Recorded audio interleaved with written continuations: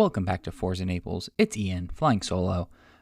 Paul is traveling this week, and I've not been able to get back to record this, so apologies. This is coming to you on Saturday, the day before the game, but gonna quickly recap the Boise match and then kind of look ahead to Sporting Jax coming back to town for the Prinx Tires Cup as we return to that competition this weekend.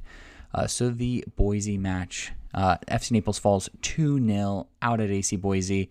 A really, really tough road trip to have to take on Spokane and Boise on the same road trip within a couple of days of each other. Never going to be friendly. Had kind of circled that one on the schedule. Could be really tough, knowing how good Spokane is, and Boise's proving to be very legitimate in this league as well. A lot of former USL Championship players on that team, and it really showed. A lot to take away from that game, though, I think. I didn't think we played poorly. We played, I thought, pretty well, especially when we went back to our traditional formation with just the four at the back and kind of putting Torres back in front of that four back. But just another unfortunate one. It's one of those when, you have all these losses come in. It feels a lot worse than I think it actually was now, reflecting on it, going back, rewatching it, watching the highlights of it and everything. We gave up a silly early goal. Among for Boise was just completely unmarked in the box. It was a simple cut it across. Yeah, just got the wrong side of our defense. Easy tap and goal for them. And then we kind of saw the frustration set in, it looked like, for the back line. And then they were able to sort things out, I think, once we switched back to that formation. It seemed to be a little bit after the goal because Boise was kind of running back at us early on. Also, full disclosure, I missed the first 10 minutes trying to figure out how to get CBS Sports Network. Turns out I don't subscribe. I couldn't watch it even though I subscribed to Paramount Plus. Had to do a free trial of YouTube TV to be able to watch it. So that was a fun journey to then turn the game on and see, we're down 1-0.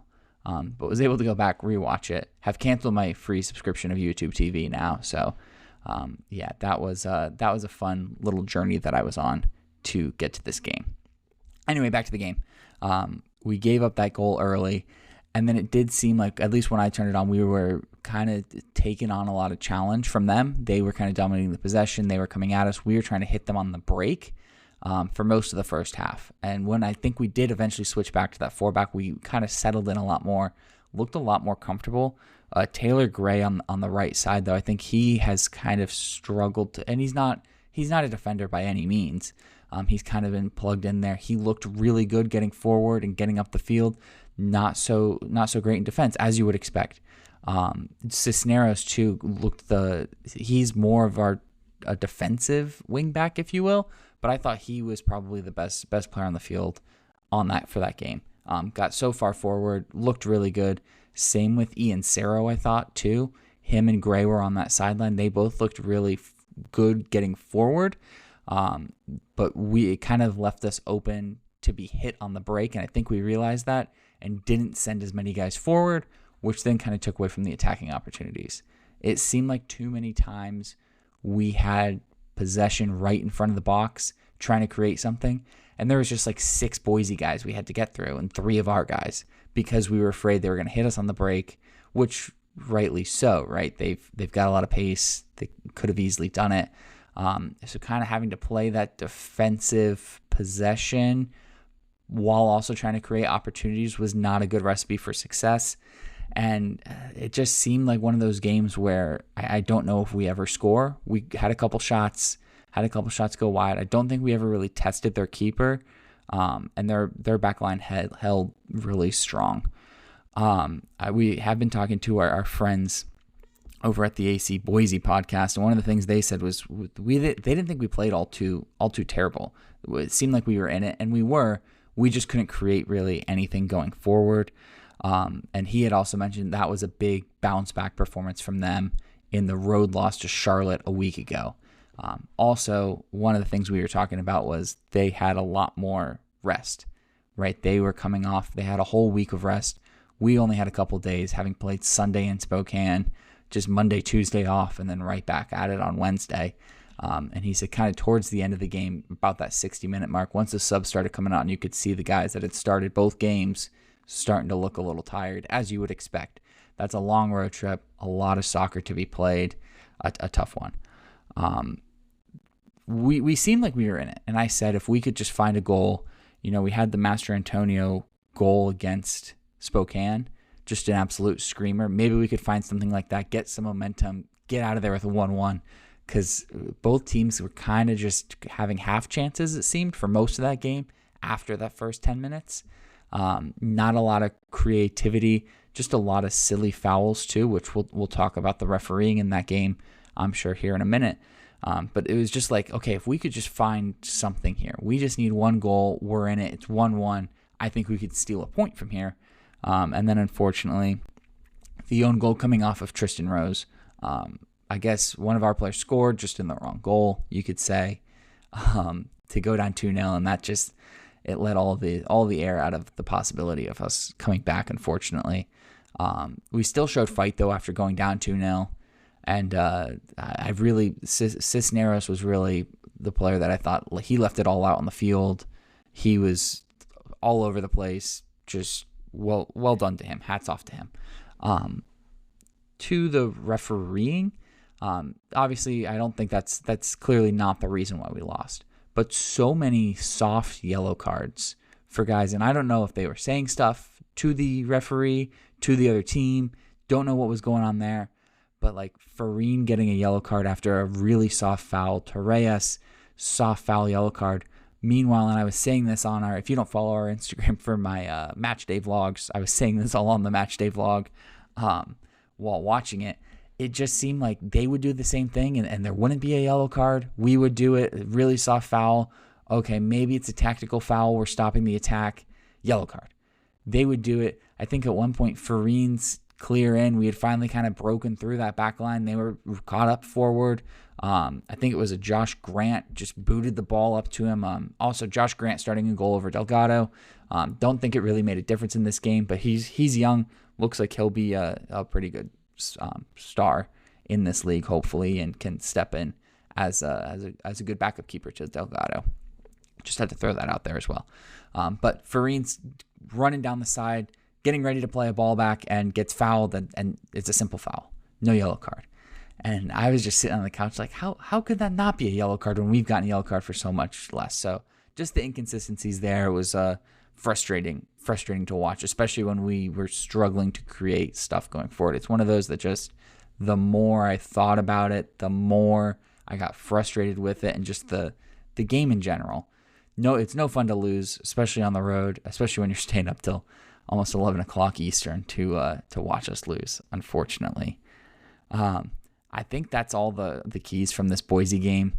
Curious to see now as we head into Jacksonville, will we go back to that 4-back formation, and will we see, maybe a Hudson Gay come in and let Taylor Gray get back to a position he's more comfortable up the field, or what we're really going to look like in that Jacksonville game, especially still coming off of that short rest, or are we just going to completely rotate the squad out, knowing, okay, we can kind of write off the Prinx Tires Cup having lost 4-1. Let's really focus on the league. But I do think the Prinx Tires Cup is still there for the taking. Could still find a way to win out and find something in this competition.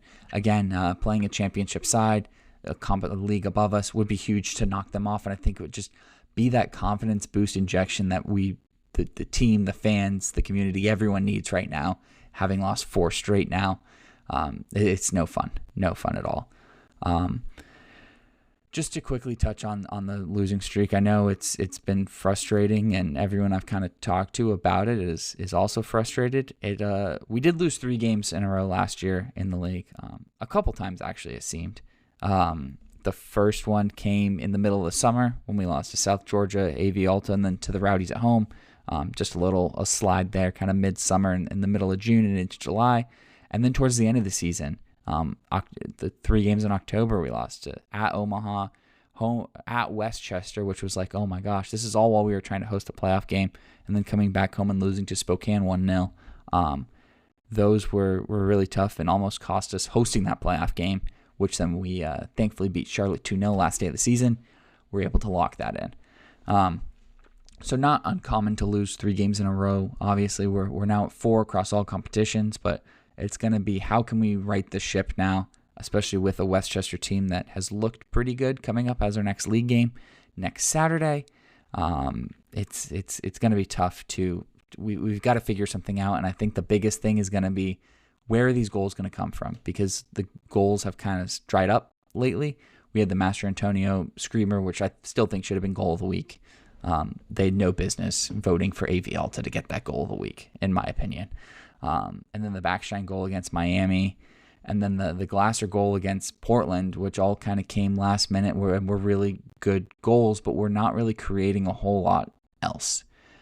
So that's kind of my fear heading into this Jacksonville game, and I really hope we can see some sort of creativity to make chances and take advantage of those chances and finish them to beat Jacksonville.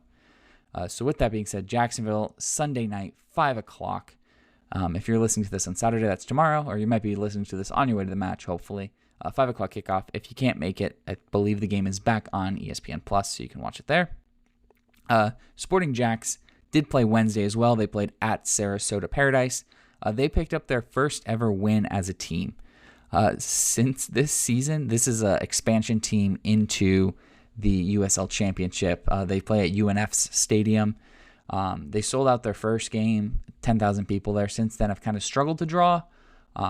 Haven't really found a lot about them online, which I don't know if that's a good thing or a bad thing.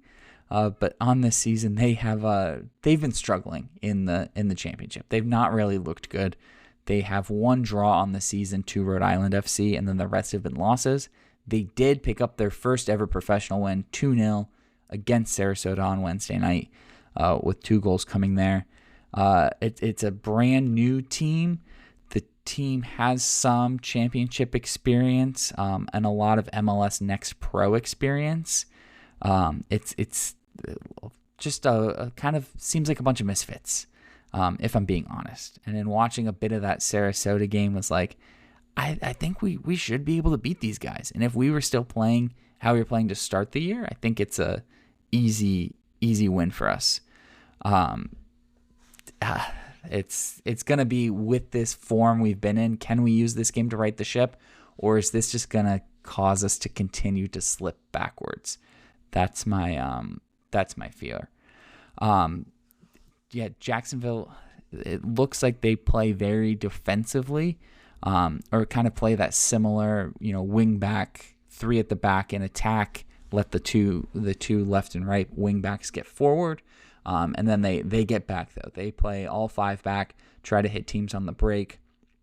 They did not have the possession advantage against Sarasota at the midweek, but they did have 4 shots on target, and they finished 2 of those.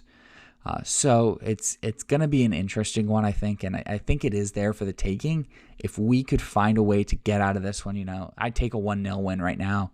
Give me a 2-1 win for us. Right the ship. Okay, we're back on track now. We got the win. We just beat a team that's a league above us. Let's go. We did this with Charleston last year, so we have beaten championship sides before. So let's go do it. Let's take advantage. Let's find a way to get through this. That's what I'm hoping for. I think that's going to be the confidence that this team needs, that these fans need to send everyone home. First Sunday afternoon game, I guess, of the season. Send them all home happy. That's what we need right now. So with that being said, I think my scoreline prediction, I'm going to go 2-1 to Naples. I think we will find a way to score. I think we'll find a way to score 2. I think we'll be able to break these guys down, create chances. We've been better at home traditionally. I think we'll get out of there with all 3 points. Thankfully, Jacksonville also coming off of short rest. A lot less travel for them, though. Only having to go from Jacksonville to Sarasota. But that Jacksonville to Naples travel is no joke, from one corner of the state to the other. So not sure if they came down. If they're coming down on Saturday to play Sunday, or if they're just coming in Sunday morning.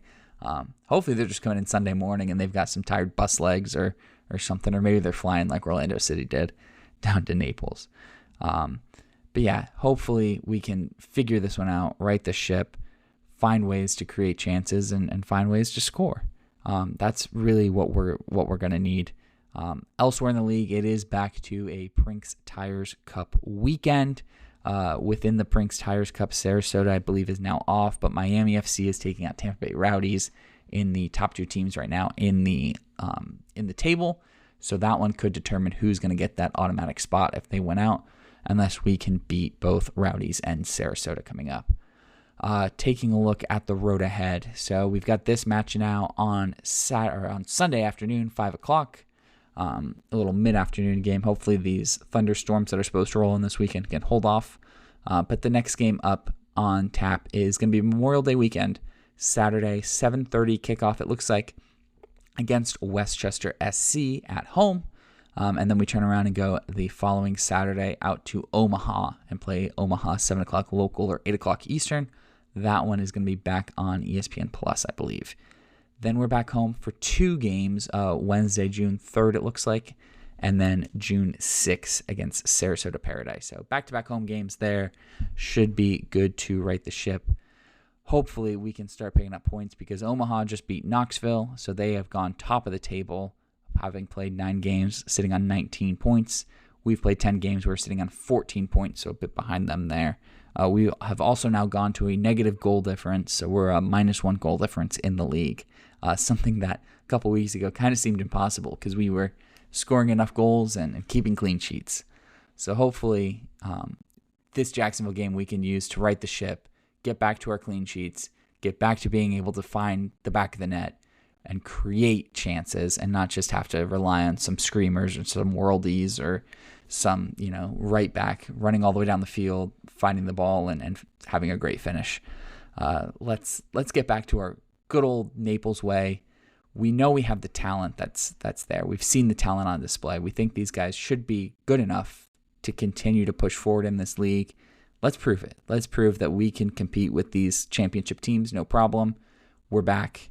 Let's figure this out together. Looking forward to being back in the beer garden after a long break and after the 3-0 loss to Knoxville. Should be good to get back and hopefully pick up a win. Let's go. I think that's going to do it for us here. Well, I guess it's just me today. Paul should be back next week. We'll break down the Jacksonville game and then look ahead to the Westchester game on Saturday. Looking forward to it. Come say hi to us in the beer garden or at the game. We will be there. Well, I'll be there. Paul is, I think, at a wedding this week. Yes. So just come say hi to me. And be sure to follow us on social media at Forza Naples Pod. I'll put our link tree down in the description. Be sure to share the podcast on your favorite podcasting app with all your FC Naples loving friends or non-FC Naples loving friends. Be sure to share it. Looking forward to the rest of the season and hopefully riding the ship on Sunday. Come on, Naples.